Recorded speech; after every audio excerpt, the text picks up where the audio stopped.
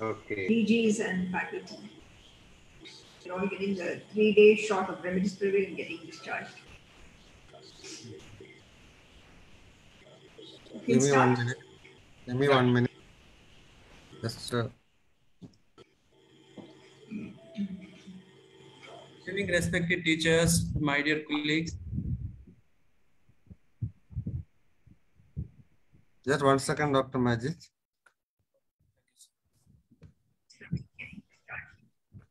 Okay. Shall we start then? Good evening, everybody. Good evening, Janti ma'am, Dr. Prakash, and all the faculty members and all the residents. Welcome to yet another session of ISG K PG Clinics.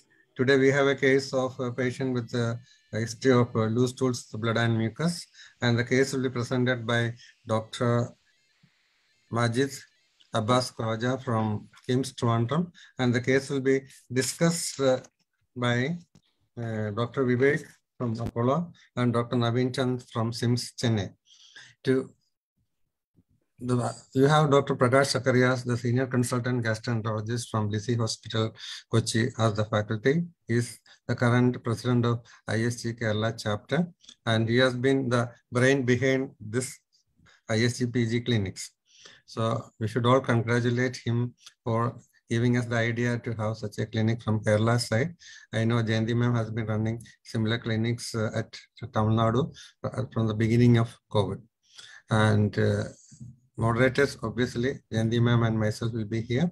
And I request all the residents also to prepare their cases in advance and inform me or Dr. Srividya at Lakeshore, and so that I can contact the faculty and tell them regarding the type of cases. If it is given late, faculty may not be very happy to accept the invitation to take class. So I request all the residents from Kerala to prepare your cases in advance. And especially because COVID is going to be very severe in the next couple of days or weeks, we have to prepare the cases in advance and keep it, because you may not have enough time to do all those things later. With these words, I request Dr. Prakash to take over, and I also request Dr. Majid to share the slides. Thank you, sir. Yeah, good evening. We'll start off the case come. Good evening, sir. Good evening, respected teachers, my dear colleagues. Sir, is my screen visible? Yes. Yeah, it's it. So my case today is a young male who presented with blood mixed diarrhea and abdominal pain. Patient is a 34-year-old gentleman, resident of Kollam, Kerala. He is educated up to graduation, married, working in a private company. The history case was taken 6 months back, and history dates to 6 months back when he presented with complaints of blood mixed loose stools with abdominal pain. Presently, patient is symptom free. He was in his usual state of health 6 months back when in August 2021, he started with blood and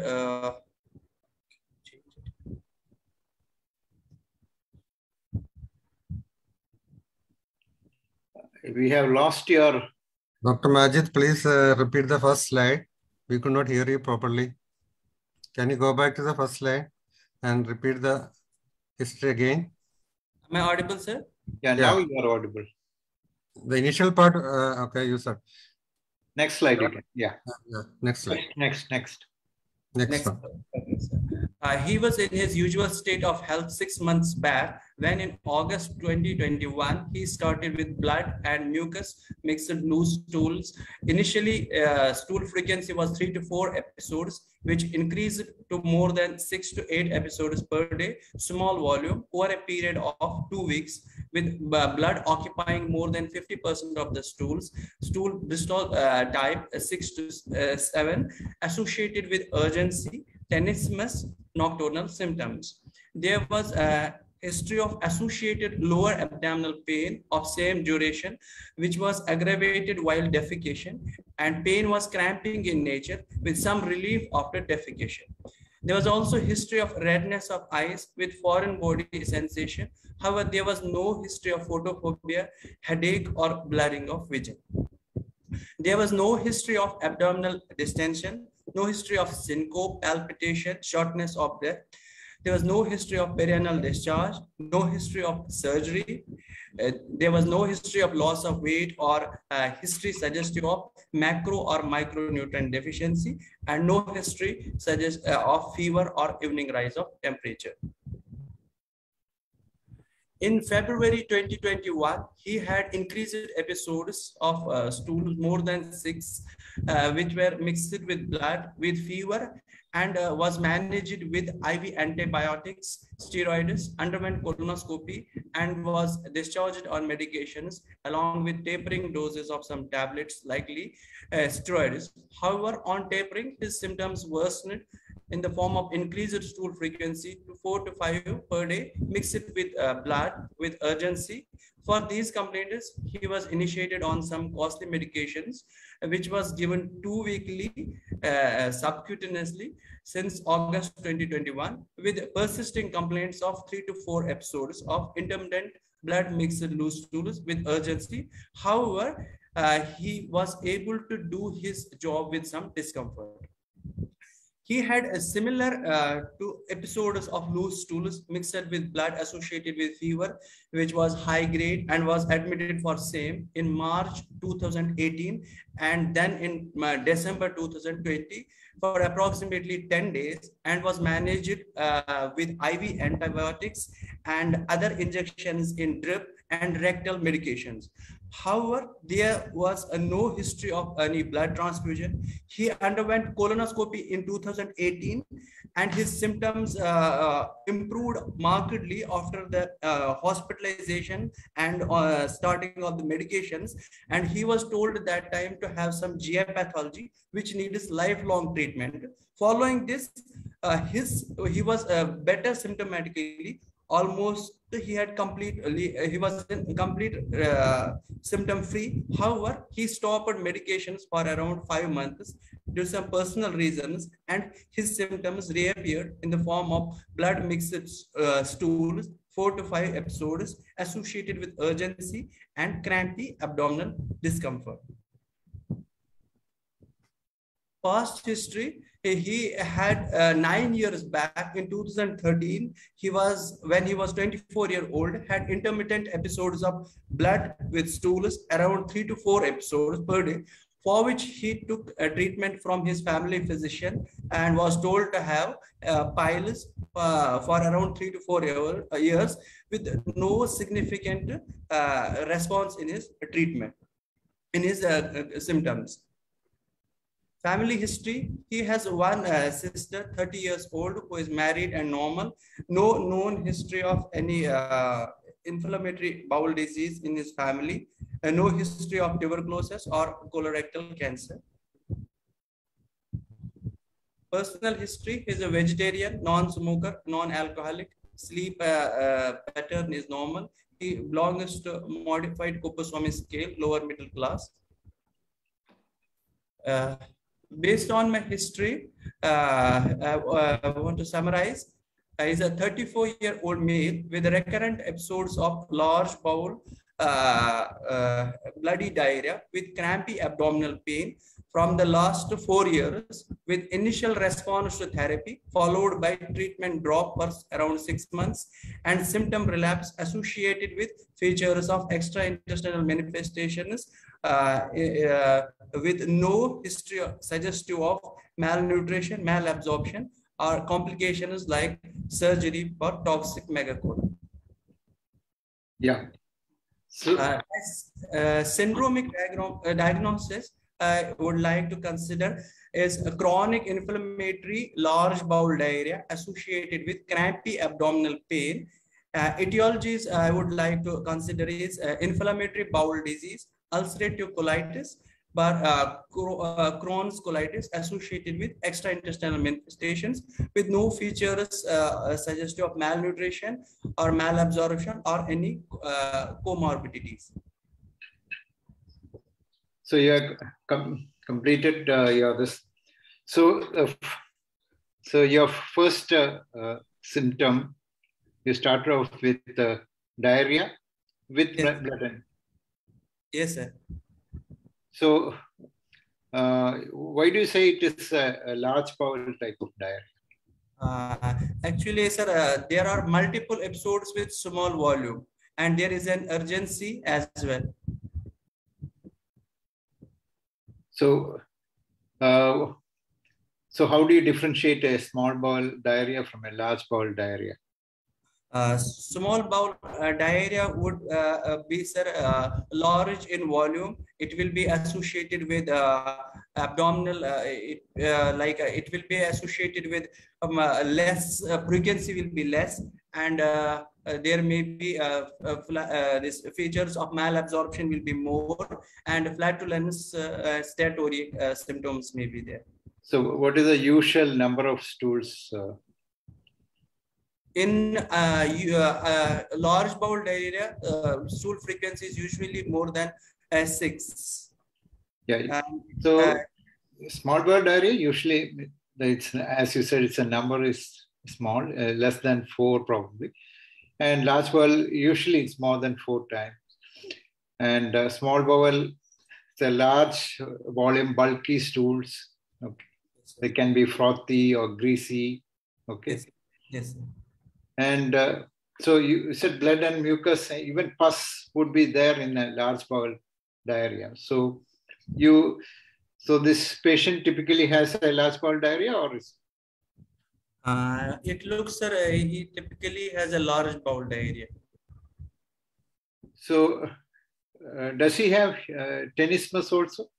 Yes, sir. He has tenesmus as well urgency as well. As he was working in a private company, and he had difficulty in performing job. Although his symptoms had come down after treatment, he was on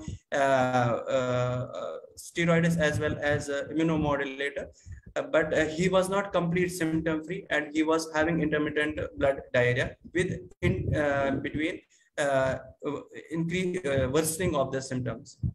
So what does this tenesmus indicate? Tenesmus means rectal involvement. Okay. So this patient has a large bowel type of diarrhea with this inflammation of the rectum also. Yes, sir. So what are the other causes of large bowel diarrhea which you think of? Other causes can be, sir, in inflammatory conditions, can be Crohn's colitis, or it can be second in infective causes can be amoebic colitis, and it can be, sir, in cases of radiation induced injury, if there is a history of radiation, not in this case. And what are the other infective causes of large bowel diarrhea which you think of in a patient? Not maybe if someone with comes with an acute episode of large bowel large bowel diarrhea. So what are the infective causes you think? Sir, one can be, sir, amoebic colitis, amoeba, Entamoeba histolytica, and CMV, and Clostridium difficile, and so what are the other? You said amoebic, but then what is the most common in the community now? Acute infective diarrhea. Yes, sir. Acute infective community acquired acute infective diarrhea. So what is the causative organisms? Viral. Okay, viral. And E. coli. So viral and bacterial. Bacterial. Then amoebic. Amoebic is rare, no? Yes. And then comes much lower in the list only very, very low in the list only CME we can include. It is not a cause of acute diarrhea occurring in the community, no? Yes, yes. So the C. difficile the also bloody diarrhea, what are the common bacterial infections which you think of? The causative organs? Shigellosis, Shigella. Okay, Shigella. Okay. And amoeba, bacterial causes. Okay, I have to say. Then you said E. coli, no? Yes, sir, E. coli. And okay. tuberculosis can as well cause. that is usually a chronic thing, but Yes. acute diarrhea. Okay. Have you salmonella infection? Yes, yes, sir. Salmonella, Enterobacteriaceae, especially entero-invasive, E. coli, and so is that way? Do you know the variant name?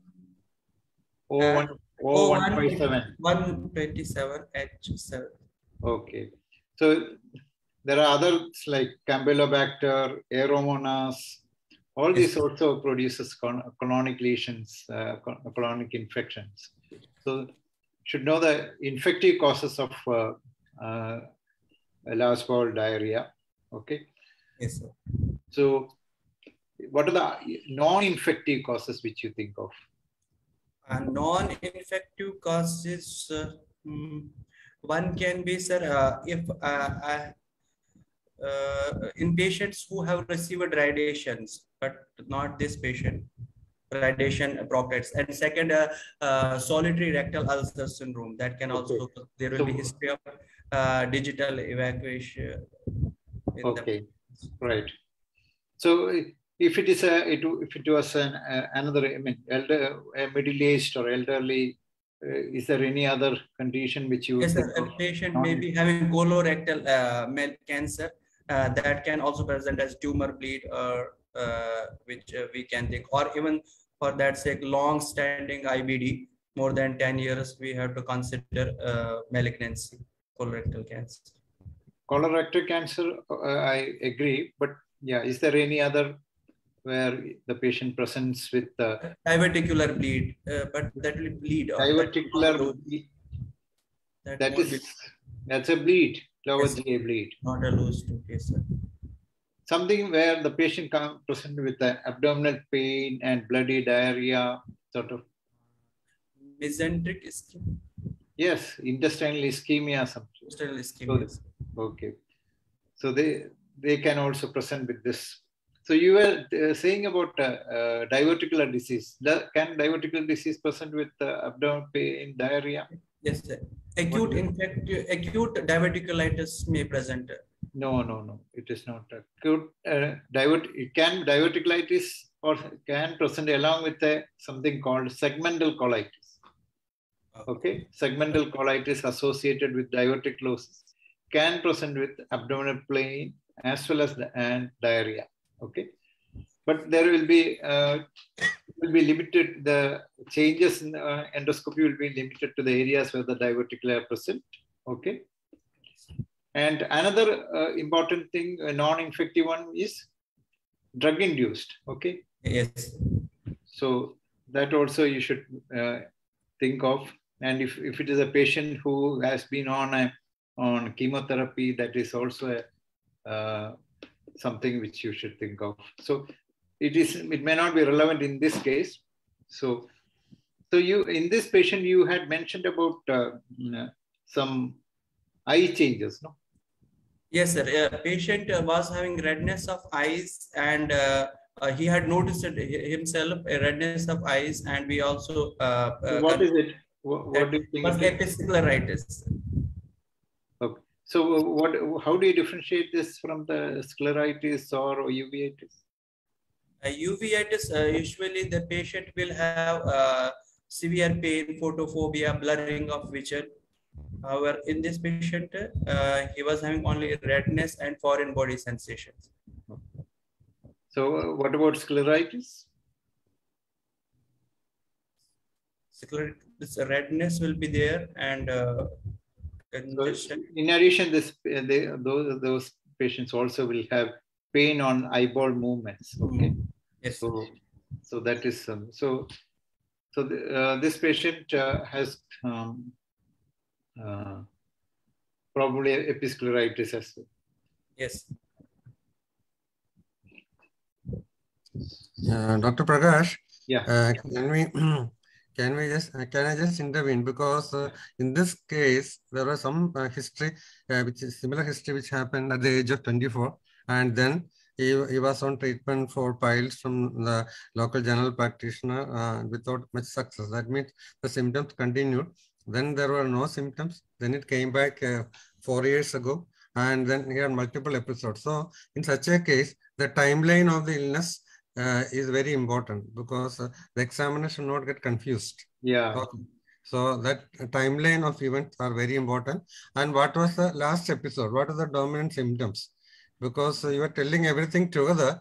So what was the symptom for which patient came in August? Exactly, chief complaints. 2021. Most important. The chief complaints. Yeah, that is because even when we are doing DM, the hierarchical way of presentation has to be the same. Because yes, examiners will always appreciate the classic style of presentation.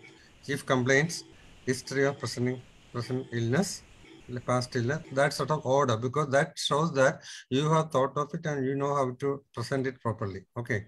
Now, Yes. this patient has 3 components in the history. One is the present illness, which was from August. It was there in August 2021. That was a presenting complaint to you. And then there was an illness prior to that from February onwards, if I know it correctly. And there is an illness which was there quite some time back, maybe 10 years earlier, which also similar. So you have to tell us whether it is related or unrelated, because that was not brought into the picture at all. The history of piles, but you said it was similar illness, no? Well, blood and mucus, etc.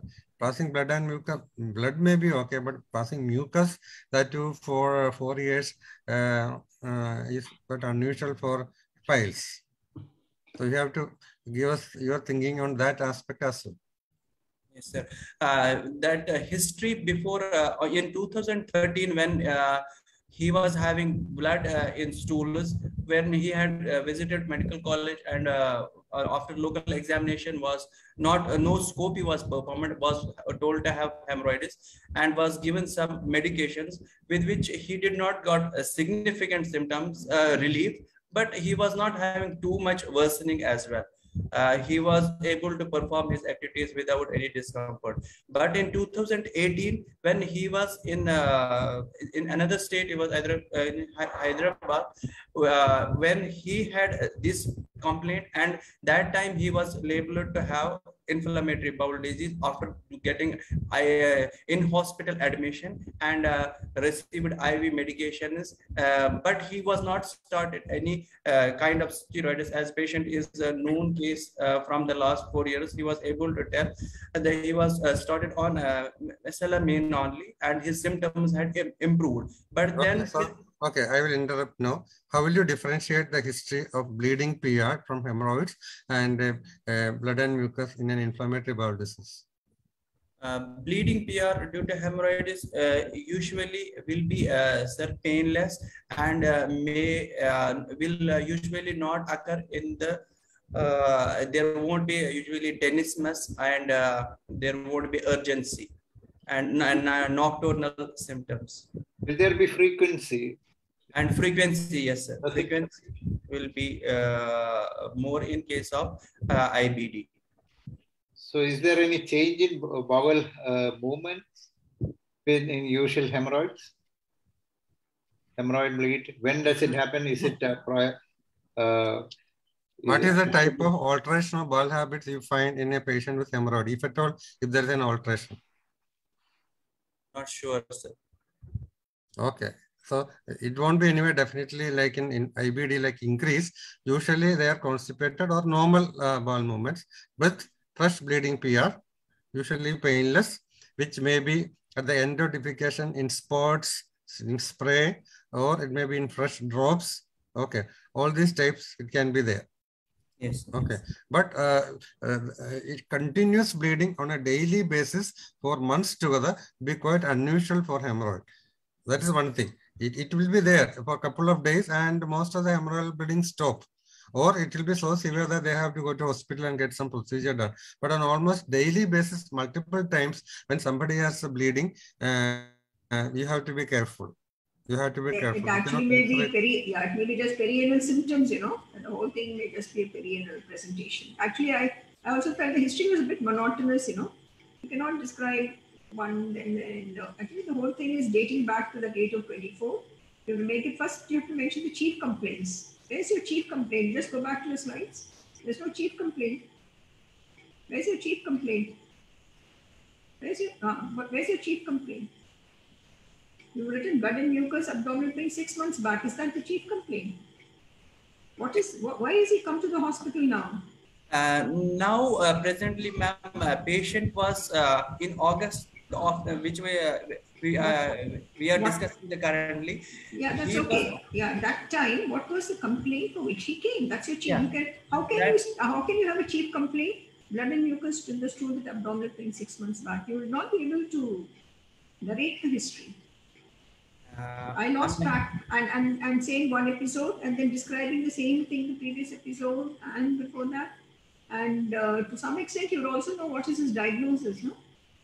Actually, ma'am, he was a known case of ulcerative colitis. So now, why has he come to you now? That's what I'm asking. Yes, because his symptoms were persisting. He was not getting symptom-free. That's all. So that's what you have to say. So what you have to say is, so currently he's coming with blood admits with stool with abdominal pain now, August.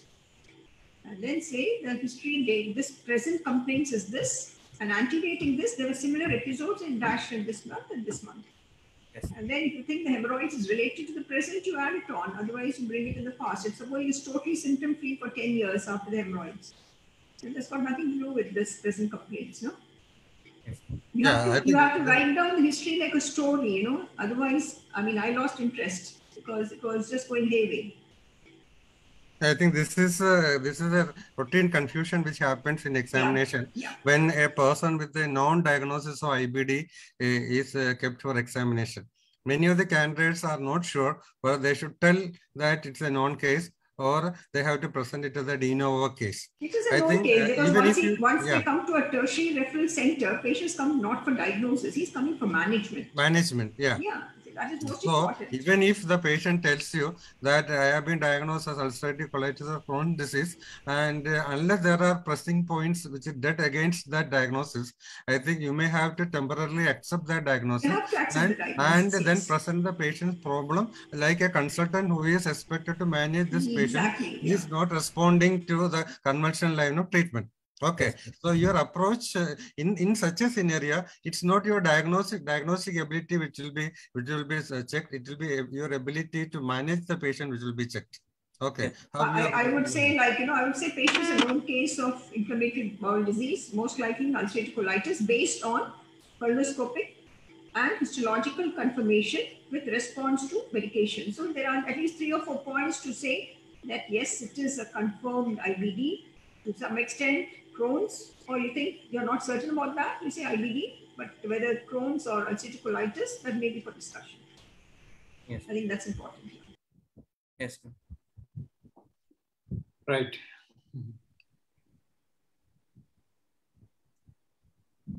Okay.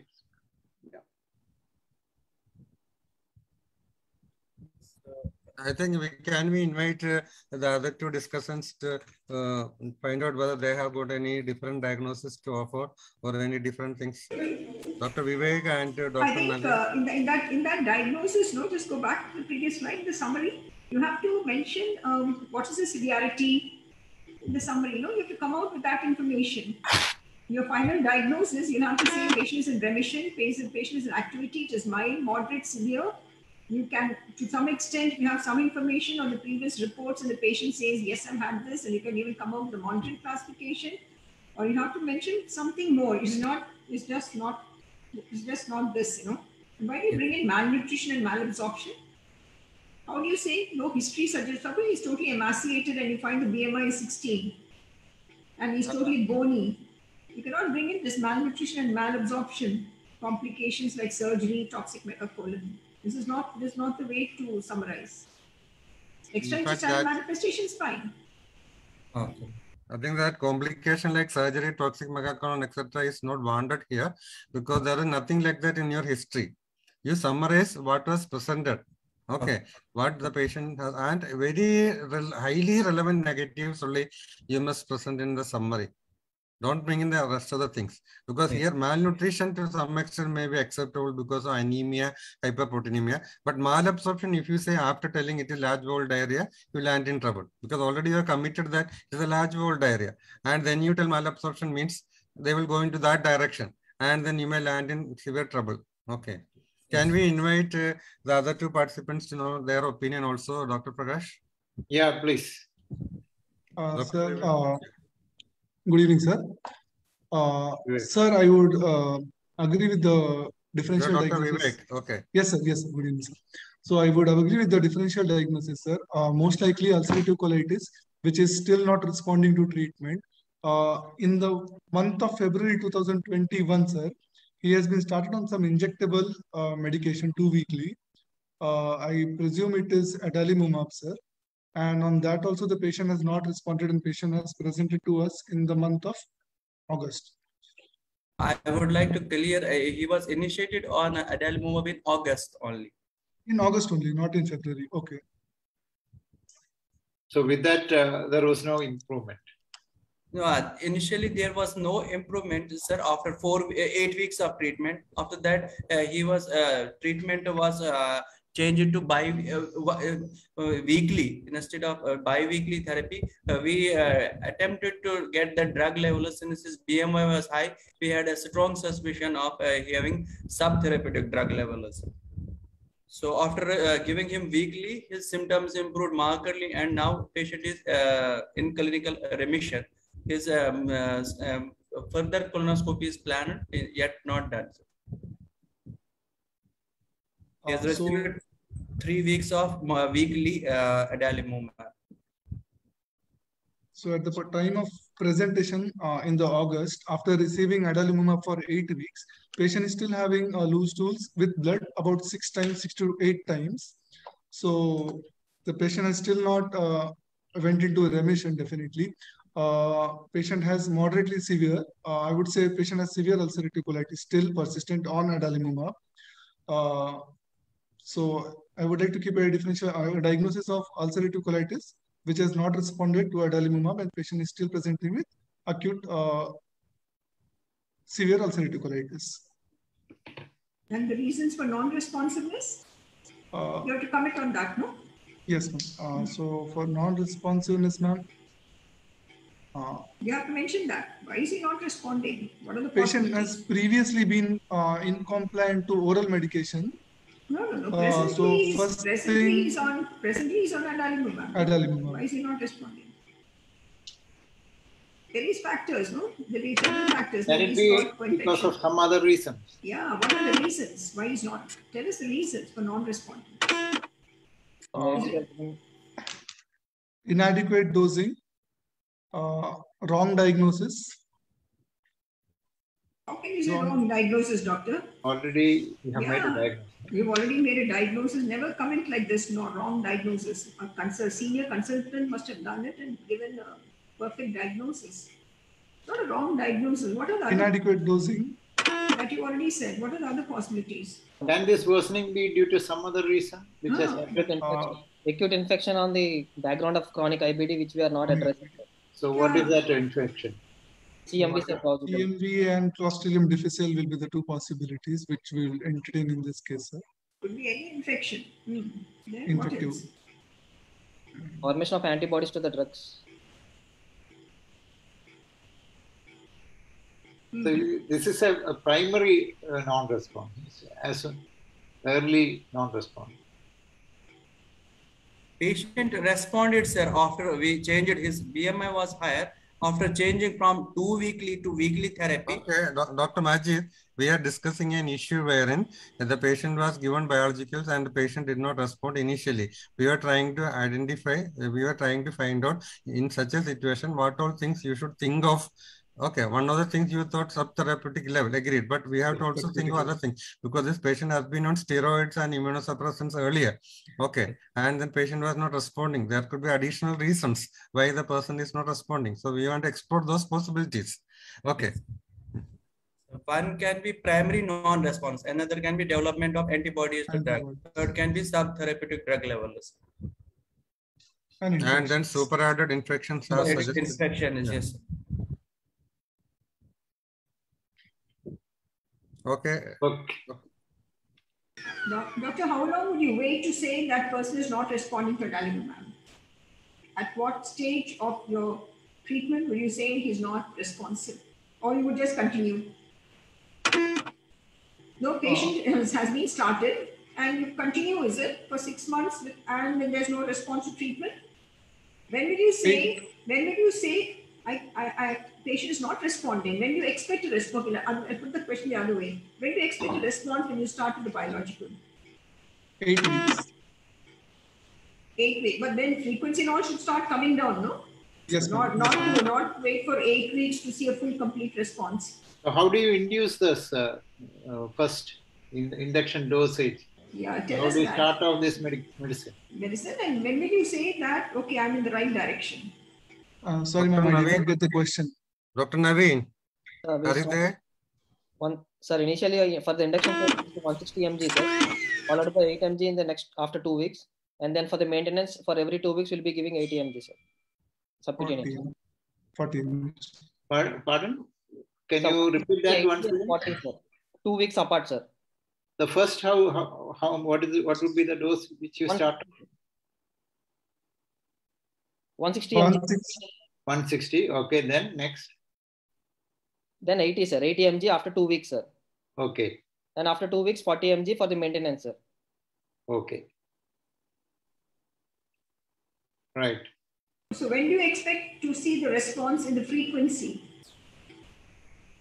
You have to wait for 8 weeks and then say that, okay, enough is enough. How long did this patient take medication? I think started on August, no? But so how long? How many months? I think as per the history presented, at the end of 4 to 6 weeks, no? Yes, Dr. Sir. Majid? Yes, sir. After 8 weeks of therapy, he was having some response, but the frequency was still persisting around 3 to 4 with nocturnal symptoms as well. Blood and mucus? Blood was yes, ma'am. Blood and mucus was there. That means he's and not urgency responding. was continuing, persisting, despite he was on azathioprine as well. So that is very important, no? So you have to now tell us why was he a non-responder? That's more important. Yes, ma'am. As his body BMI was high, it was 28, and we had strong suspicion of subtherapeutic drug levels. So we went ahead with weekly therapy. Although there are no randomized trials for that, but it is recommended that if you suspect a high subtherapeutic drug levels, you can increase the dose, or you can check the primary non-response or antibodies against the drug. That's what sir was referring to. That was Professor. We attempted in this case, ma'am, to check for drug level antibodies as well as drug level, but it was not available. For infliximab, it was available. For adalimumab, we could not get. So it's all just a hit and try, no? Just a hit and try. If I were there, I would have stopped the medication, no? Not increased. So, what is the standard recommendation in such cases when there is a non-response? Non-response, yeah. Okay, Navi. Would you change the medicine, or would you continue with the medicine, or? Yes, sir. We switch over to classification, sir. Not the anti-TNF, but the other classification, sir. So, what would be the drugs which you consider? Sir, usually the alternatives for acute severe. Before that, Madam had asked what is the type of, what is the severity of this patient? So, sir, clinically, there are more than 6 stools which are blood associated, sir. And the other systemic illness, if it is present, it is probably an acute severe, sir. Because we don't know the hemoglobin, ESR, CRP, or the heart rate or the temperature. So if any of this is present, I think because the stools are more than 6 with blood, I would prefer it is a severe ulcerative colitis, sir. What are the bedside indices to assess the severity? So true love and its criteria will. Okay, it's purely bedside, and the other one requires some lab parameters as well. Okay. You must be knowing. So in that situation, it's acute severe ulcerative colitis. Would you consider adalimumab, or what would be the option that should have been given to this patient? First option will be steroid, ma'am. Yeah, I think so. Injectable steroid. We'll admit the patient and give injectable steroid. The patient is, the way you describe, the patient has come with acute severe ulcerative colitis. In that case, when you start with adalimumab, it takes a long time for it to start acting. Will you wait until then for an acute severe, or will you start with an IV? So we're just discussing. We're not pointing out to any mistakes or anything. We're just discussing. In a clinical Probably scenario, we are not sure of what they did. I think we will discuss purely on a theoretical basis. We don't know what they actually did. Yeah. Shall we proceed? And then in the end, we will discuss more about the treatment aspect. Sure. Proceed. Yeah, Majid. Physical findings, please.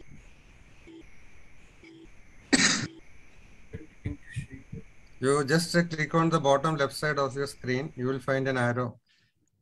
Okay. On a general physical examination, he was conscious oriented and his height was 78 kg.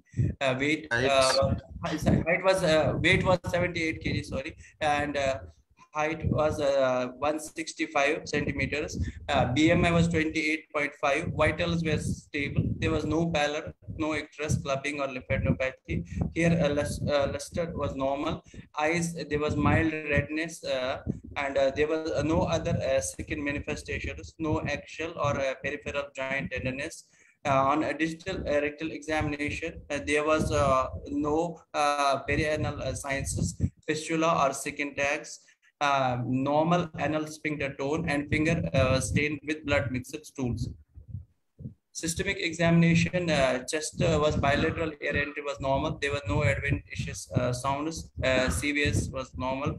But abdomen, there was inspection was unremarkable, and palpation, there was a soft, mild, diffuse tenderness on palpation in the lower abdomen. However, there was no palpable organ like spleen or liver. Bowel sounds were heard normally. CNS was normal. Just an interruption. What do you mean by palpation? Soft, mild, diffuse tenderness.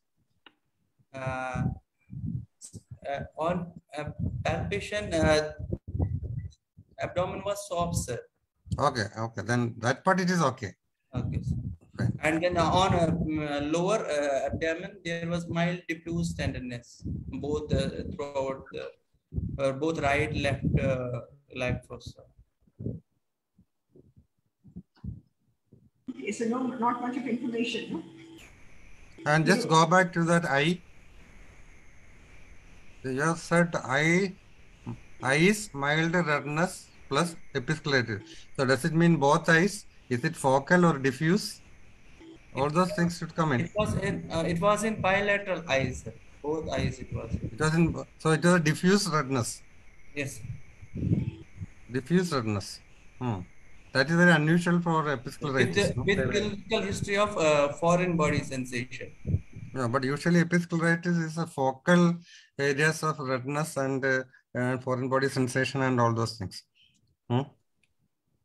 Diffuse redness is, to my knowledge, of course, is ophthalmology, but I think it is focal redness which we find. Focal inflammation, not a diffuse inflammation. Okay, I think subject to correction. Yeah. Okay, then summarize. Any positive findings? Only positive finding was mild diffuse tenderness in the lower abdomen, which may be present in a case of ulcerative colitis secondary to the inflamed bowels. Was there any pallor present? No, mild pallor, sorry. Mild pallor was present. How many transfusions has he received in the past? There was no history of transfusion received. There is one physical examination which is missing. If you have a garden variety of blood and mucus, that physical finding is very important.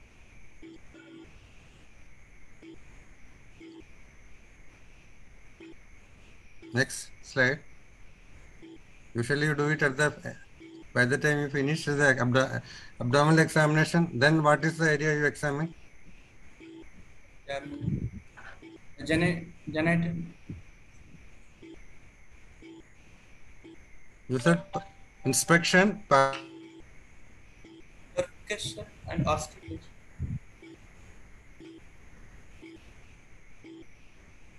Percussion and auscultation. Am I audible, sir? Yeah, you're audible. Yeah. BT, you want to say anything? I think so is not reachable. Okay. So how will you proceed to sign? So how will you proceed to investigate this patient? We would. The next person, Naveen or Vivek. Yes, ma'am. One of you take charge of investigation, the other can take charge of management. Okay. Yeah. So we'll ask for the routine blood investigation, like First and foremost, what would you do, doctor? This patient has come to the OP, and he's a patient who's come with a known problem, and he's come with all these issues. So what's the first thing that you will do with this patient? First thing is you peruse his lab investigations and all the investigations he's had, no? Before you decide what you want to do. Investigations. You have to peruse all the investigations, including colonoscopy, biopsy, check in everything, and then see what was the presentation, and then take a call how you would like to proceed with the investigation. Yes, ma'am. Okay. So initially we'll ask for a complete blood picture, ma'am, to see whether any anemia is there. So can we have the previous results of the previous labs? So we'll look for any anemia. Dr. Prakash, I think you agree to that, no? Like, if the patient comes to the OP, our dilemma is why is he not responding? Yeah. We just want to know. And I mean, he's come to a, say, tertiary quaternary reference center. He's come to you for management, not responding to adalimumab. So I will, while he's in the OP, and see his records and then take a call what investigations are absolutely necessary for the patient. That's right.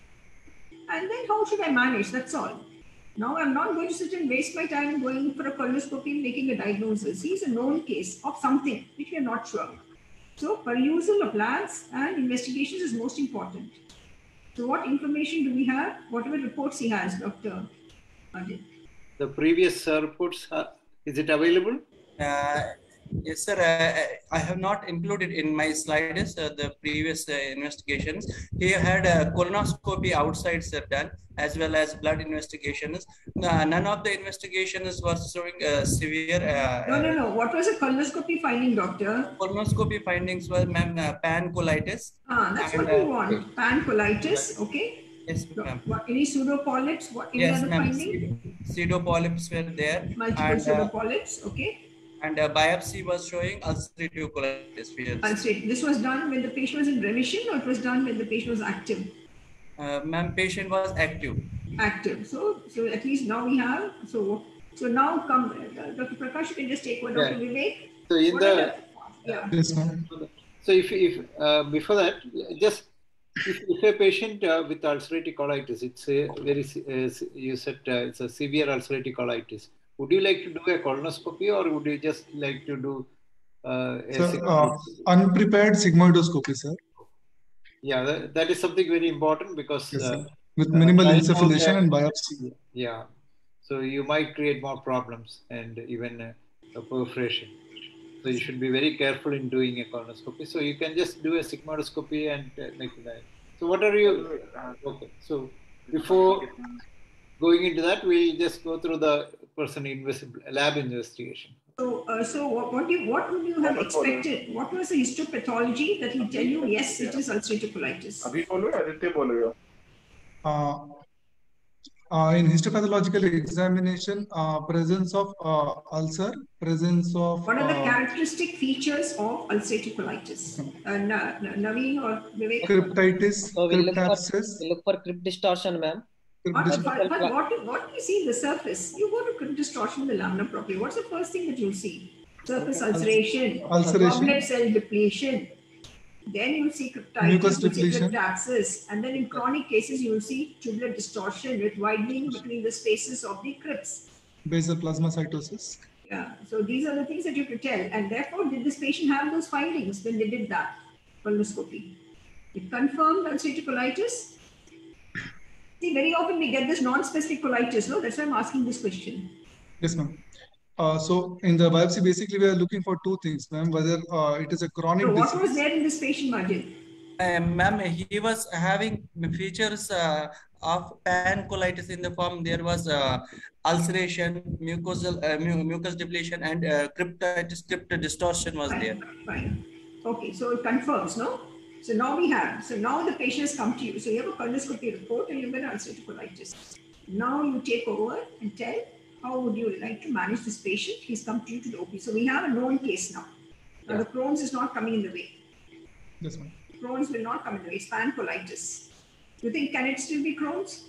Unlikely or less likely because likely, rectum is involved. No? Yes, ma'am. When can you get a rectum sparing? When can you get a rectal sparing in ulcerative colitis? In two cases, ma'am. First thing is there have been cases described in which the rectum is spared to begin with, and the other possibility is in which the patient has been taking suppository medication, rectal medication. PSC, no? I think it's partially PSC treated. Also. Yeah. PSC also, ma'am. Yes, ma'am. Yeah, PSC also rectum is spared, and in children. Rectum is spared. And in children. Even so in pediatrics, yeah. Children, you can see.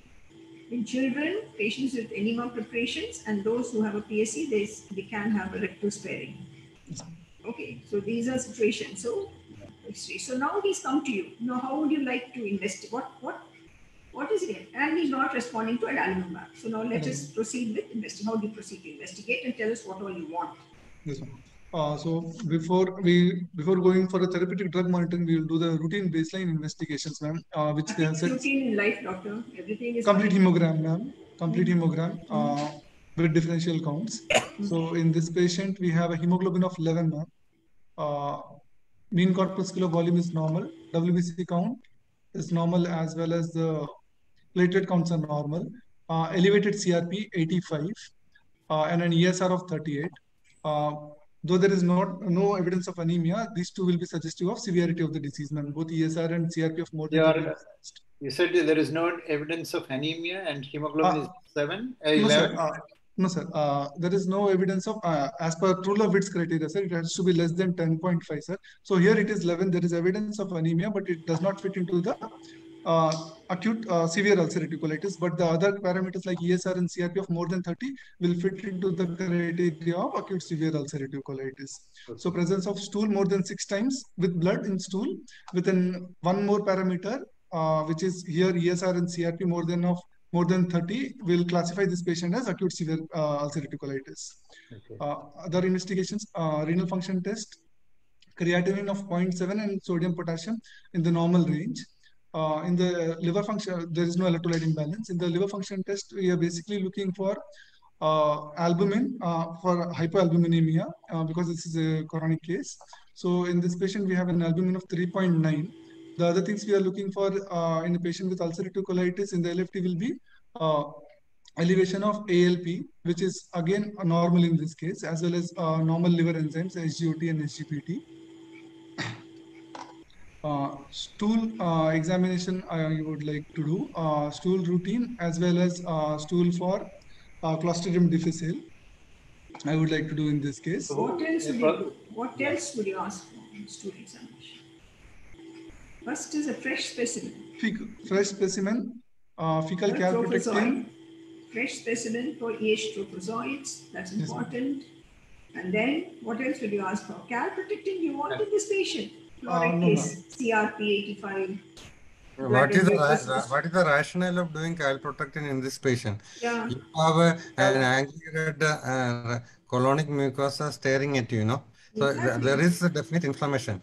Calprotectin you do when you have no idea about what's happening in the small intestine, and especially when the imaging is not very successful, etc. But here, I think for a diagnostic purpose, we will not do. You may do it maybe for a different purpose. Follow-up we can do. For prognostication also, sir. In cases if there is a fecal calprotectin at the time of presentation in patients with acute severe colitis, if it is more than 1,000, it is a very strong predictor of high risk of colectomy. These patients will become high risk for colectomy. So but in this patient, you have soft abdomen, no toxic megacolon, some tenderness. This patient, you don't expect a huge CRP. He's behaving like moderately severe. Would really not say severe, but moderately severe. Moderately severe, yes. He's coming somewhere between moderate and severe. So you fit into that criteria. And then, would you ask for any special stain? Co-infection? What are the tests you do for Clostridium difficile? For Clostridium, GDH levels, GDH as well as toxin levels, ma'am. Toxin A and toxin B. Just tell the sensitivity, specificity, which one would you ask for? Everything is expensive. So what is GDH? Glutamate dehydrogenase. Glutamate dehydrogenase. So how specific is it? Sir, it is more specific than the toxin, sir. Toxin. Whereas if we need to say positive, we should both toxin A and B has to be positive, sir. It is not specific. It is very sensitive. Very sensitive. Okay. So it can, even in other Clostridium, it can be positive. So so it's a very sensitive thing. So if it is positive, then you will have to look for the toxin. Toxin. If both are positive, it becomes a definitive thing that the patient has Clostridium difficile infection, active infection. What are the tests that you ask for? What are the investigations that you ask for in this patient? You don't want creatinine, you don't want blood sugar. Patient has been on asked for some steroid. special staining. And special staining in the stool, yeah. That they awaited. Special staining or the rectal mucosa. Okay. What stain? How do you find? Okay, we'll ask the direct question. How do you find out CME infection? CME infections are on biopsy. We will check, sir. What will be the light microscopy finding? What do you look for?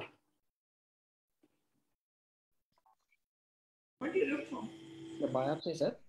Yeah, light microscopy, ordinary microscopy. What makes you think of CME infection? Intranuclear inclusion bodies, sir. Inclusion bodies. No, eye appearance. Okay, eye inclusion. Correct. Okay, then is that enough? Sir, it depends upon the density of the inclusion bodies present, sir. If it is more than 5 per the biopsy, it is unlikely that it is active infection is there and the patient will require CME treatment, sir. So how will you confirm it? Sir, we can do an CME PCR also, sir, on the biopsy sample. CME PCR. Okay. So methods are for direct microscopy, immunohistochemistry, PCR. What is the role of serum PCR? Sir, yes, sir. IgM anti-CME we can do, sir, but it doesn't. It just says the recent infection is there, but doesn't guide for the treatment, sir. What is important? Quantification or just the quality? CMV, IgM is positive. Just recent infection, it will say, ma'am. I think I'm not sure, ma'am. I think you must be very clear about this conforming CME, the test, the titers, and the role of PCR tissue level as well as the serum level. I think that could be tissue, exactly. Tissue and the serum level. Exactly. Yeah, that's an exam question. You read it up. Okay. And recently, Usha Datta and others have shown there's a lot of fungal infection also, these patients that are recently published, where they find biopsy. So biopsy can show Candida hyphae. So that is the other one that you have to consider. In such patients who are immunosuppressed, you can get all these infections. So Clostridium difficile, read in detail, CMV infection, read in detail, read about fungal infection, which is the most recent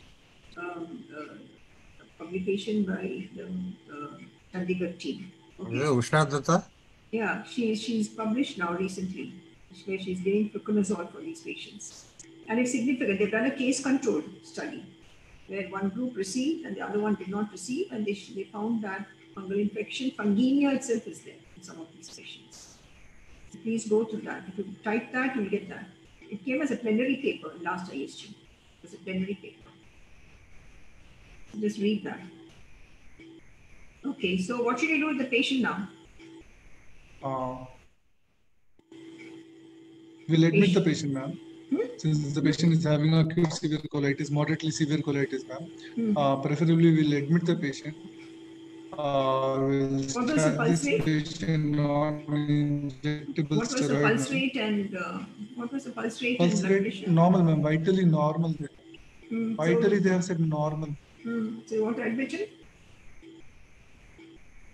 Okay, you admit him, then what do you do?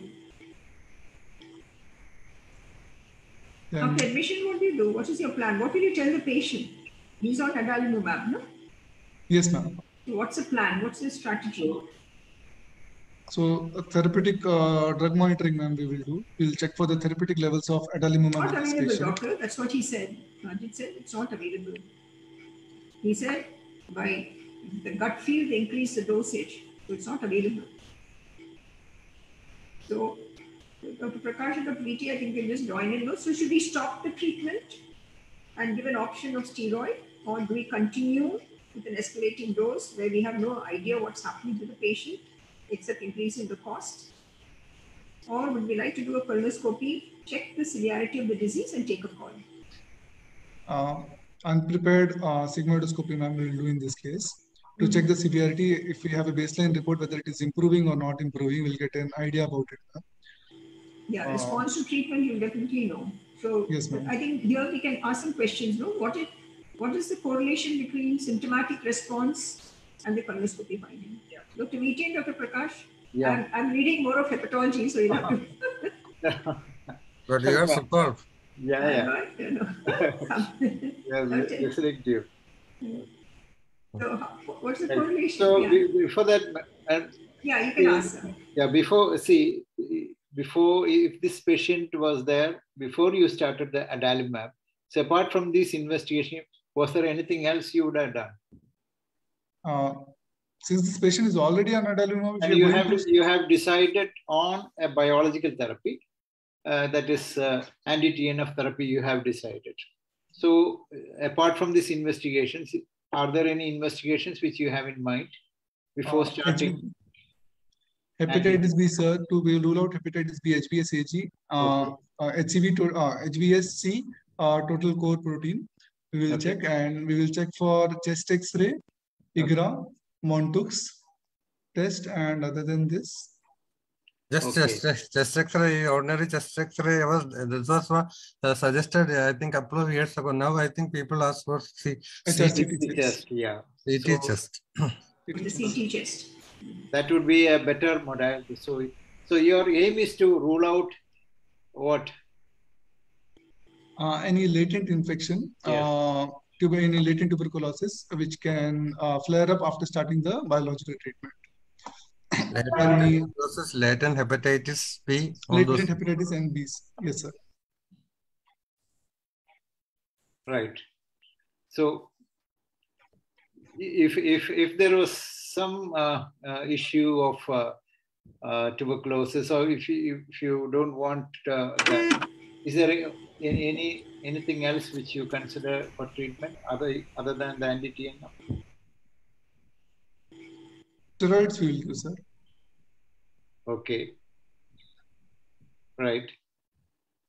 Other than steroid, which is something. What are the newer drugs now? Newer drugs. In mild and moderate disease, this is a patient who is not mild. This is a moderate to severe. Yes, sir.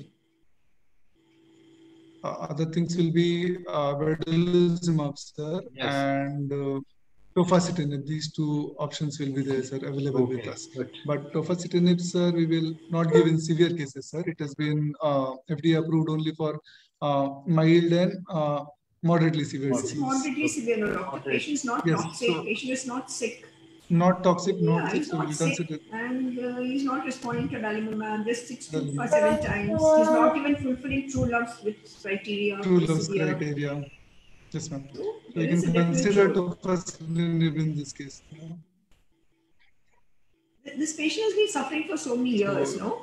So I would say I'll opt for surgery. Surgery versus medical treatment. What's your call? Sorry, ma'am? Surgery versus, I say that he's married, he's already got kids, and he's going to have a lifelong problem, and he's spending so much of money. So should we proceed just for a colectomy with IO anal with a pouch, or do you think that you should give one more trial for a medication? Can we have a look at the colonoscopy? Now can you describe Dr. Naveen or Vivek? ma'am. Ma'am, the Mucosal colonoscopy. mucosal erythematous with multiple pseudopolyps with complete loss of vascularity. Not bad, no? Actually, the Yeah, that's what will be your Montreal class? What will be your UCI score? Looks like Mayo 2, ma'am. There is no ulcers, ma'am. What I can see, I think it's Mayo 2, ma'am. UCI score? It will be UCIs will be somewhere around 5, ma'am. 5. Mayo 2 and Mayo endoscopy score will be 2, ma'am, and UCI score will be 5. So it's not too bad, no? It's more of a not too bad, ma'am. It will come in moderate disease only, ma'am. Exactly. And it is limited to the distalmost part only, ma'am, and the proximal part. Reasonably okay. Reasonably okay, ma'am. I would not consider possibility of colectomy, ma'am, at this stage right now. So now what are the treatment options available? So definitely we can hold on to surgery because it's not so bad. Yes, ma'am. Yes, ma'am. Yes. Tofacitinib, ma'am, we will give only in cases when there is a failure For this particular patient, doctor, what should we do? That's all. This patient. This looks like more of a distal disease, ma'am. I would like to start something ASA enema, ma'am. ASA 5 ASA based mesalamine enema. This patient to start with was a pancolitis patient and yes. Was not responding to adalimumab. Yes, sir. So this is the scenario. Yes.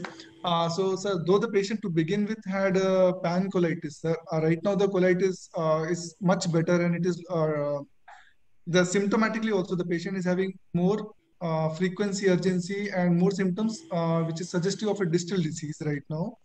And otherwise, if the patient is having active pancolitis, it will show in other parameters also, like a drop. So don't discuss hypothetical cases, doctor. This is a patient. No, let's not take hypothetical if and all that. This is your patient. So in this patient, the disease right now looks like to be localized more distally, which is not responded. I would like to continue adalimumab and some local treatment I will add, ma'am, on top of it, ma'am. Since it looks more of a distal disease, ma'am. Yeah, I think I also would consider. I don't know what was the extent of the severity, rectosigmoid or just rectum? Looks like rectum, ma'am, I think. Yes, ma'am. He was having left-sided, almost a full left-sided colon was involved. Left side colon. Okay. At this point of time, ma'am, I would like to continue adalimumab and give enema, ma'am. Mesalamine enema, I would like to continue. Suppository maybe initially for the rectal symptoms, so that the rectal, once the rectal symptoms subside, the frequency would likely to come down. Likely to reduce, yes, ma'am.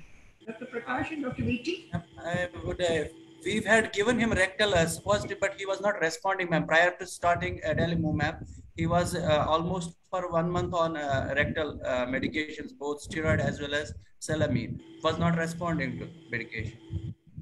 It was only after we started weekly adalimumab, his symptom response was, and patient quality of life improved markedly.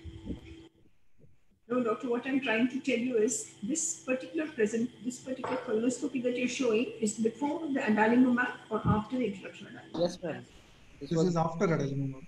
After adalimumab. February. This is February 21. That's what, ma'am. Actually, he responded to adalimumab, ma'am. That's what I understood, ma'am. August it was started, and right now he said the patient doesn't have any symptoms, ma'am. That's what doctor was saying, ma'am. Right. So, when this patient is present, in the exam as such, so initially with the moderate to severe ulcerative colitis, probably the choice of treatment would be steroid rather than adalimumab. So first choice would be a steroid, and then or then the next would be anti-TNF and other things.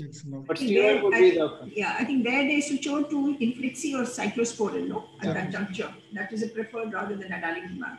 So as sir said, I think I also would agree that we start with IV steroid and then follow the scoring system. Travis scoring, no? Oxford scoring. And then take a call on day 3. And then decide whether you want to continue, or then the person responds and you switch over to either infliximab or cyclosporin. I stand to correction now. So these are this would be the forward. This would be the way forward I would consider if this was the finding in the month of August before starting adalimumab. because it looked like moderately severe ulcerative colitis. That's So right. I would not start with adalimumab. Dr. Viti? Yeah, I think I also agree that the clinical picture was like a moderately severe ulcerative colitis. I think every time we should give a trial of steroids, parenteral steroids, and only when it doesn't respond, maybe in the first 72 hours one should see and then take a call. This was a moderately severe. Probably we can wait a little more, but in severe cases, we have to keep everyone in the loop because surgeon will have to be in the loop. After 72 hours, we have to reassess the patient and then decide on whether to continue steroids or whether you have to change over to other drugs like biologicals or cyclosporine, etc. Okay. And tofacitinib, I think, is a new drug. We don't have much experience with this. And when we don't have many options, perhaps that is one thing which can be considered in moderately severe. That to my knowledge, it is not for induction, but it is for maintenance that this drug is given, not for induction. Okay. So that will be my option. And then biologicals, if the patient was not exposed to infliximab earlier, then infliximab. Then if that doesn't work, then we have to find out the cause why it is not working. And we have to go through all these tests, tough level and other things, CME, Clostridium and all those things, and then take a decision whether to change over to another biologicals. That will be my option. So in this patient, what's the risk of malignancy? If we take 2013 as the index presentation, I think it's already 10 years. Chances of malignancy will be 1%. 1%. So so how are you going to do a surveillance? How are you going to follow up the patient? So if there is no, it depends upon the family history of CRC, ma'am, extension of the disease. See, this is your patient, doctor. In this particular no theory, no theory. This is for your the malignancy, patient. I will ask him to come after 5 years for the colonoscopy. 5 years, sir? Yes, ma'am. Because there is no associated PSC. What is the risk of malignancy? What is the data that we have from our country? The risk of cancer is very low, no? Yes, we have only one study from Velo that was actually a retrospective study where they collected data for 12 to 15 years and they found that there were only 2 cases where they found malignancy and I think 3 or 4 cases of dysplasia. The risk of malignancy is very low, but at the same time, in a patient like this, would you put him on long-term adalimumab or give an option of a surgery with a permanent solution? This is what could improve his quality of life. Which do you think is better, cost-wise, quality of life-wise, taking all these into consideration? And the risk of malignancy, now it's 13 years. Did you understand the question?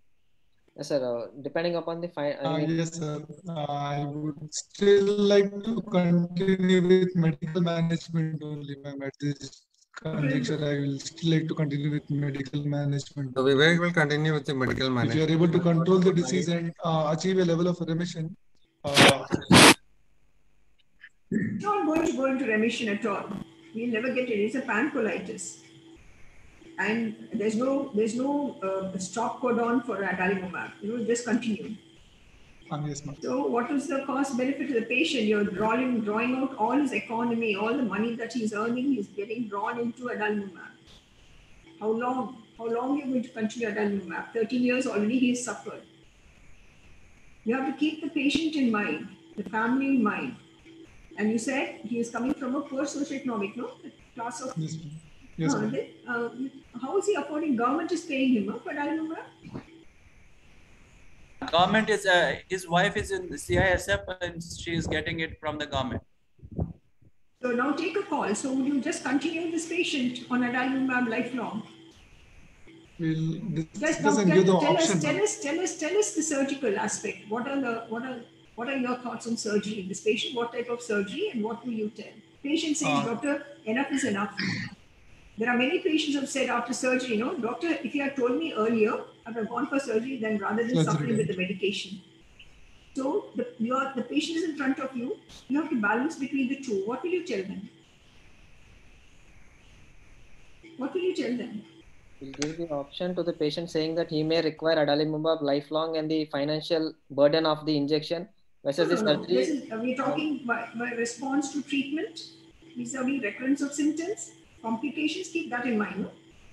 Natural history of ulcerative colitis, keep that in mind. Apart from the treatment, long term, already 30 years over. So how will you balance that with surgery vis-a-vis biologicals? Okay, I will give him a time to breathe. I will give 1 minute to breathe. Okay, you think about it. Meanwhile, I will tell you the issue. See, there's an American way of thought and there's a British way of thought. Both are different. The British way of thought is that beyond 10 years, the risk of cancer is high. And if the disease is eliminated completely by total colectomy, the person is practically cured of the illness.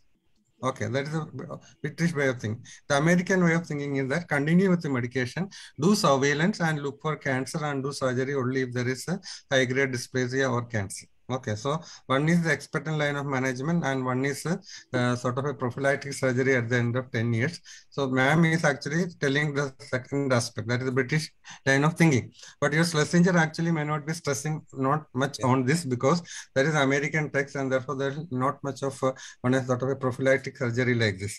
They would have given the indication for surgery like the usual failure of medical treatment and various other complications. This particular aspect may not at all have been highlighted in your Schlesinger. I'm sure that is why you people are hesitant to answer that question. But you should be diplomatic to say that there are two options. One is medical management life law and the pros and cons, and two is the surgical options. The surgery also is not that simple because it has to be done by an expert, because doing a colectomy is fine, but having a continuity with the anus is another thing. Because to have an ileostomy for the rest of life also will affect the quality of life. So there should be a good surgeon who is able to perform a good surgery like ileorectal anastomosis or a pouch anastomosis, all those things. So you should have a center where such surgeries are done with a very less chance of complication. So that also should be there. So in UK, there are good hospitals where they do all the surgery. And in fact, Denmark's, they say they have tops for bottoms. That means they are real good people to do the surgery at the anorectal area. And they can manage many things. But other surgeons may not be able to perform at the same level and perform the colectomy and do an anastomosis, most of the people can do. But pouch anastomosis, they have that be done by expert. Otherwise, it will again spoil their life. Because pouchitis. Do you have anyone in the faculty? Surgeon in the faculty? I don't think so. No, I don't think there's anybody surgery in the faculty list. If there's anyone, please, we are free to come out with your opinion. Yeah, it would be nice if there's a surgeon with your opinion. What's the role of NBI in surveillance? How will you do surveillance? What's the role of NBI? The surveillance protocol for these patients. Surveillance protocol. Okay, Naveen, you said it is 10 years. So will you do a surveillance protocol study now? Yes, sir. After 10 years, we'll do surveillance. Now the patient has completed 10 years. You have already completed that. Now you have a patient with you in the hospital, in the ward, and you have a colonoscope. So when will you do the colonoscope? Next, I'll ask him to come after 5 years, sir. If the patient is having associate, in this patient, we'll ask him to come after 5 years, sir. Theoretically, if the patient has other risk factors like presence of PSC, I will ask him to come every 1 in a year, sir. Once in a year, I'll be doing colonoscopy. I mean, okay. He's not going to go into for a pan colitis, okay, pan or universal colitis, the risk starts after 10 years, but for left-sided, perhaps after 15 years. Okay, agreed. And you have to do it not when the patient is having active disease, where we are thinking of IV steroids and adalimumab or infliximab. The disease has to be in remission. That's the most important thing. The disease has to be in remission. That is the time when you have to do, because you have to look for dysplasia. In presence of severe inflammation, some dysplastic changes will be seen on the histopathology and it will be wrongly interpreted. So it's a mandatory requirement that you should never look for dysplasia when there is active inflammation. Okay, I think that should be very clear about. And second thing, how do you look for? Dr. Prakash, I think you should take over this area, how to look for surveillance and how do they biopsy and what are the newer techniques. Dr. Prakash. What are the lesions? Yeah. 4-quadrant segmental biopsy. Before that, what kind of colonoscope which will be using? A standard colonoscope or a high definition colonoscope? high definition colonoscopy is recommended with 4-quadrant biopsies of all the segments of the colon. Recent study which was done using NBI, it has shown equal efficacy with decreased number of biopsy sample requirement. So we can use both if NBI there is as well as no NBI, is there any other way of highlighting these areas? Have you heard of chromoendoscopy? Have you? Chromoendoscopy, confocal endoscopy. Okay. So what do you spray on this? Lugol iodine. No, not Lugol iodine. Where do you spray Lugol iodine? Because one answer will give you one answer. Different area. It will invite another question. Yeah. Esophageal. Ah. Thanks. So yeah, that is not. Lugol iodine is in esophagus, and here it is not. What are the other drugs, other dye which are used in the colon? Anyone? One very commonly used one. One. Indigo blue. Pardon?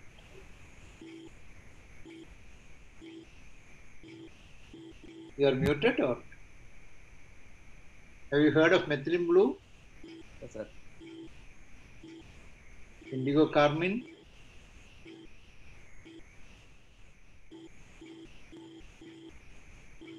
Are you people online? Because there is no response from your side. Yes, sir. You are all there, no? Vivek is frozen. Sir. Okay. So indigo carmine and methylene blue.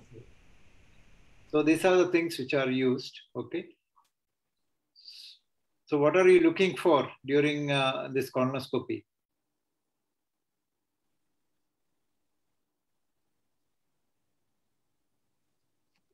Majid? Yes, sir. Yeah, keep answering. The others have disappeared. We have to look for any abnormal mucosa which gives any doubt of malignancy. From that we can take the biopsy and any visible lesions. Okay. Yes. So yes. For any visible lesions. Yes, sir. Right. Then. And you can take the biopsy from them, and if any malignancy, can do the imaging and proceed further. Matthew, you're around. You can highlight on this endoscopic issue, Matthew. Dr. Prakash, does the newer technologies of endoscopy looking at cellular level help us to find out dysplasia up to including AI? I think Dr. Matthew Philip is there. Yeah. Dr. Matthew Philip. Have you heard of endocytoscopy? No, Prakash is there. He will explain everything. No, I was just listening. You'll be happy to hear from you. No. I think, PG students should know about chromoendoscopy. It's a very important topic, not only for IBD I'm talking about, but as Madam has asked, in IBD, when you do a surveillance endoscopy, in fact, the studies are mostly with the when you do image enhancing endoscopy, studies are mostly with the chromoendoscopy, not with the NBI. So I think you should know about that. But chromoendoscopy as such is quite important because it may be asked in viva or even theory. And the dyes which are used, and the Lugol iodine, you should never tell it is used in rectum because and that should be very clear to you. And another thing is other image enhancing techniques like to look at when you want to look at histology, about that. He has already mentioned about confocal as well as on CLE and laser endomicroscopy, as well as we know that it is endocytoscopy. But these are areas where you identify and then you study the cytology. Endocytoscopy should be read because it may be asked for theory as a short question. As such, ulcerative colitis, endocytoscopy is now used for disease activity because to avoid biopsy, people are trying to do endocytoscopy to know activity while you are following up these patients instead of taking a biopsy. And there are classifications also, different grades are available. And we are also doing endocytoscopy in ulcerative colitis as a part of our trial. But I think, it's otherwise it is not very commonly used for diagnosis of lesions as such in endocytosis, in ulcerative colitis. So, Dr. Prakash and Dr. Matthew, what is your surveillance protocol? Both of you can just tell us. What is your this is exactly what we have discussed now, madam. Okay. What I suggested, are you able to hear me properly? Yeah, we can hear you.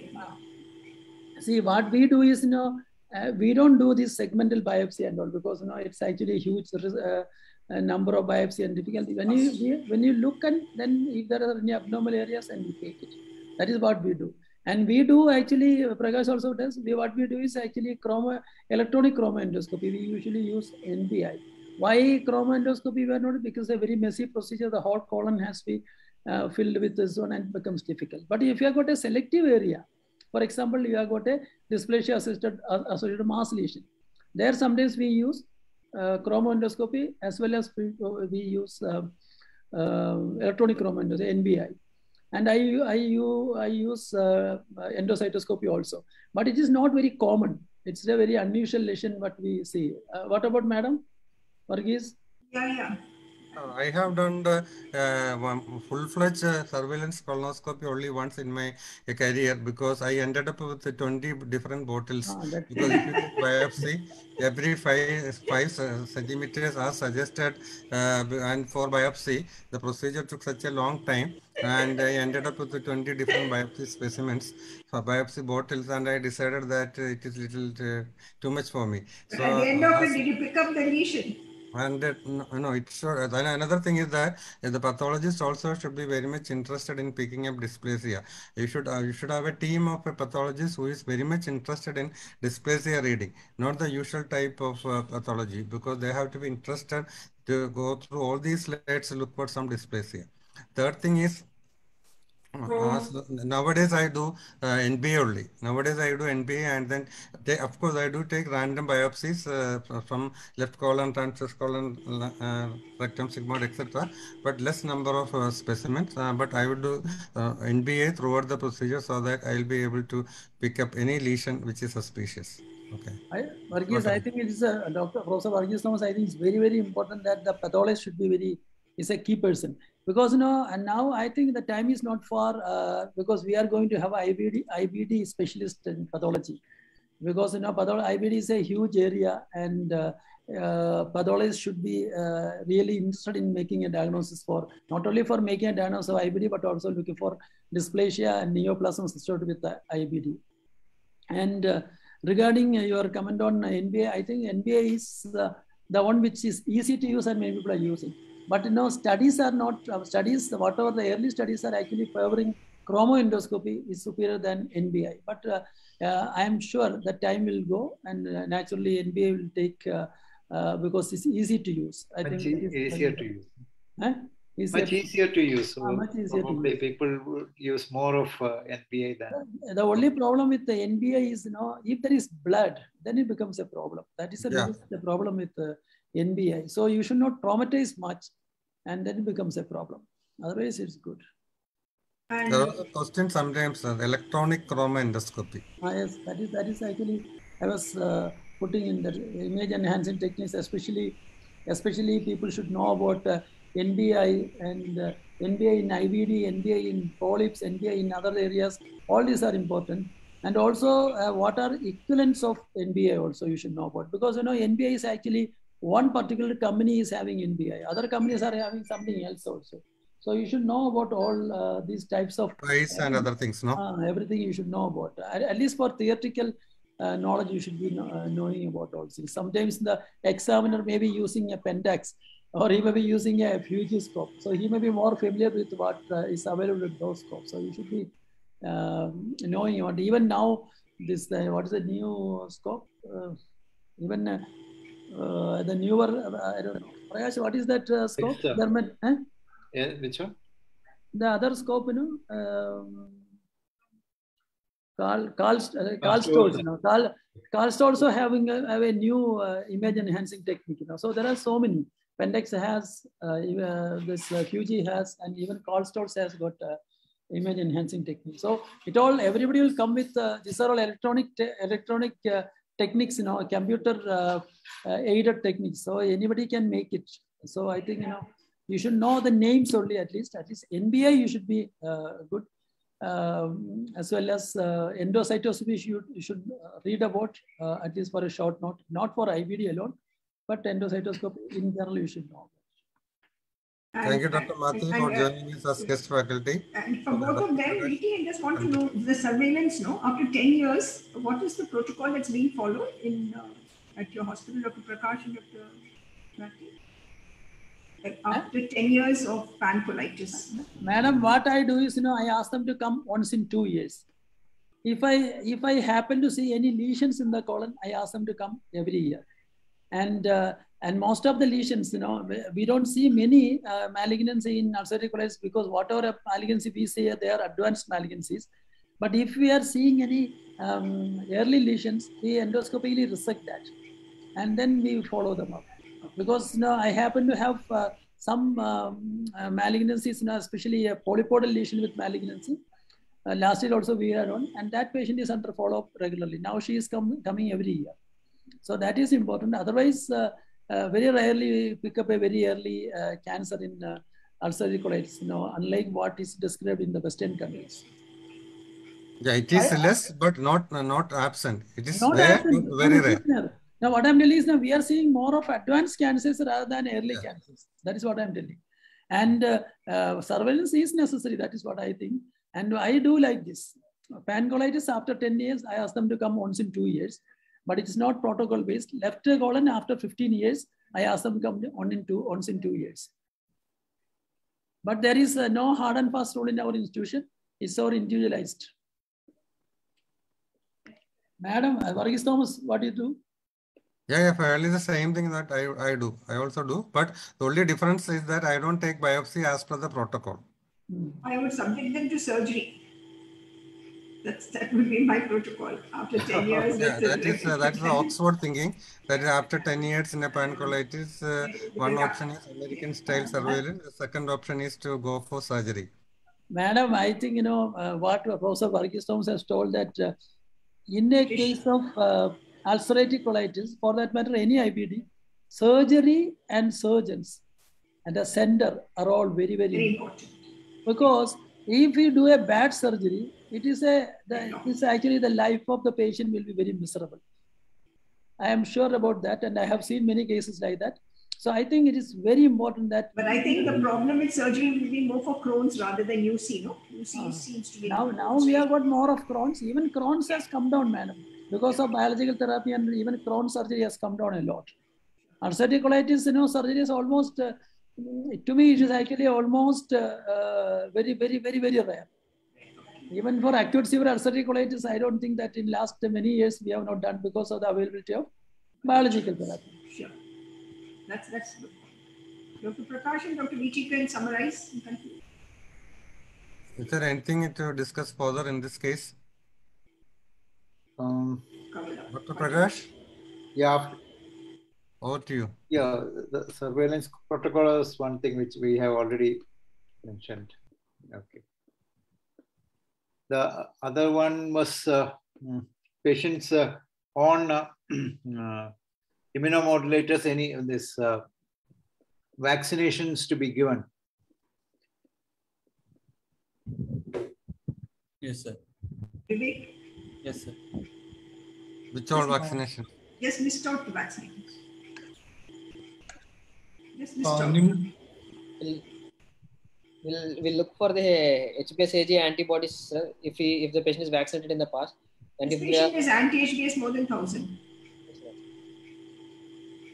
He's vaccinated, no? This patient is vaccinated. So, varicella vaccine should be given, ma'am. Yeah. So the thing is, if the patient is, if you have to start, if you intend to start azathioprine and in the next 3 months, then you might not be able to give this varicella vaccine. But it would be appropriate, it would be better to give a varicella vaccine, if possible, early before starting azathioprine. But the thing is, you will have to wait for some time. But if that is not the case, you will have to give azathioprine, and then the best possible thing would be to vaccinate that person's contacts in the family, so that the patient will not get varicella. So all the while on azathioprine, you won't be able to give all live vaccines. So that is the reason. Pneumococcal vaccine and the influenza vaccines, sir. Right. Any other issues? I think they should know what is steroid dependent, steroid resistant, because this patient at some point was taking steroid and not responding. So steroid resistance, steroid dependence, that they should know. Role of tapering, they should know. Care when the patient is on azathioprine, they should be knowing. Okay, TPMT assay, the need for it, all those things. Even though it is not done here, theoretical question may be there. Okay, right. that has to be. Other one is this is a male patient. Otherwise, if it is a female, then during the treatment during pregnancy. Yeah, that's very important. That's a very important issue. Very important issue. Oh. Okay, you know, even madam, even IBD in special population, it can come as a question also. No, it can come as a question also. Special population. Special population. And COVID and IBD. That is also very important. Nowadays, this is very important. Yeah. So is there any change in management of COVID? COVID, and I think in mild disease to moderate disease, there is no change, you know. If there is steroids, we will, because I had a patient ulcerative colitis admitted day before yesterday with severe acute diarrhea and found to have COVID positive.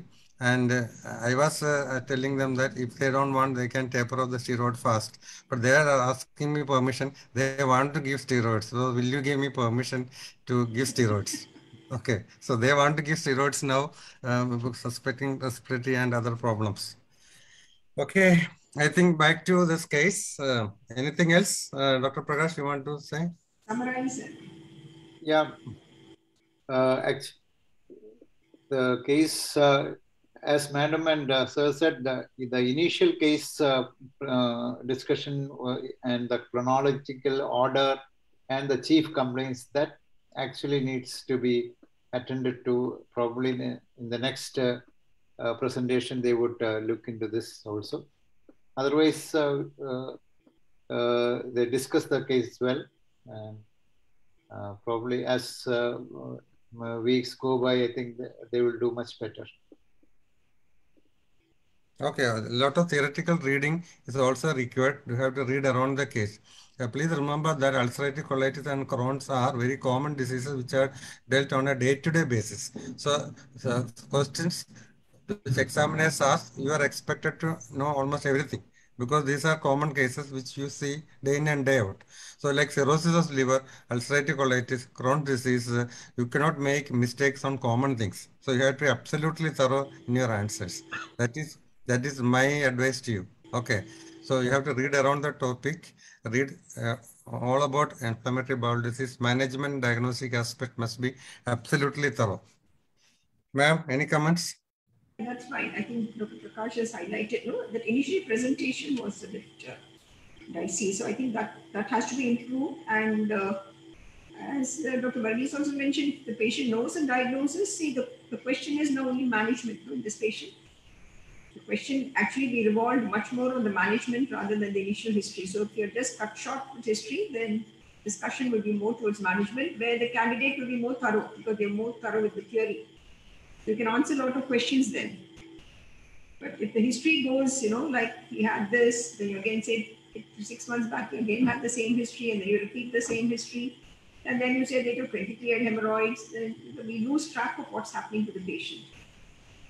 That is important. I think if there's a stereotypical repetition of the events, I think you describe the first one and the last one, and say you had multiple episodes of similar exacerbation, approximately 2 or 3 times per year, like that. And if there are important events or complications which happened, or any new therapy which was started, you highlight that. Otherwise, you say, They never ever repeat each sequence. That will be very boring to the examiners and they will get irritated also. So the best one, the first and the last, and say what happened in between. That will be the safest bit. Okay. And I think students all have this doubt. When a patient comes with an acute exacerbation of a chronic illness, which is already diagnosed and the patient knows the diagnosis, they always have this doubt. But I think don't have any doubts at all. That even if the patient knows the diagnosis, even if he tells the diagnosis, you can tell this is the patient has been told to suffering from ulcerative colitis. We will simply concentrate on the management and the current issues. That's all. Based on, yeah, most of these patients will be known and you say that's what they want. Based on what was the diagnosis made? The diagnosis was based on colonoscopic histology, that's a gold standard. But supposing the biopsy came as non-specific colitis, then comes a problem, whether what the patient is saying is the truth or not, okay? So I think, and most important, I think the recent biologicals, I think they should be really thorough, I would not know so much, but all entire classification, the trials by names, all the details should be known. What is available in our country, what is being used, all that you should know. Because some of the newer ones are available now. The Paxlovid is available, adalimumab is also available, adalimumab is available, Inflixi. So now you have all four. That means these four you should know which to use, when, and how would you administer, what precautions you would take. Have a table. What is in literature will not be discussed, but they can ask you questions as theory. But what is available in the market, I think you should know in detail. Okay? Yes. Okay, Dr. Thank you. Yeah. Are you Thank there? you, DT. Thank you, Dr. Yes, sir, Prakash. sir. Okay, thank you, ma'am. Thank you, Matthew. thank you, ma'am. Thanks. I request Yes. Dr. Srividya, the PG Respect, coordinator from Kerala side. Please. Dr. respected Srividya. teachers and my dear colleagues, I extend my sincere gratitude to Prakash sir for his excellent discussion. I also would like to extend my wholehearted thanks to Jayanti madam and Varghese sir. And also I would extend my gratitude to Matthew Phillips sir for his contributions in the discussion. Also, I would like to thank the discussants and Sun Sickness for this. Thank you all. Thank you and Thank good you. night to Good all night. of Good you. night to all Thank of you. you. Good night. Thank you, Dr. Prakash. Thank sir. you. Good night. Thank you, ma'am. Thank you, sir. Bye-bye. Thank you, sir. Thank you, Bye. respected teachers. I am going to end the meeting for all. Thank Okay. you. Good night.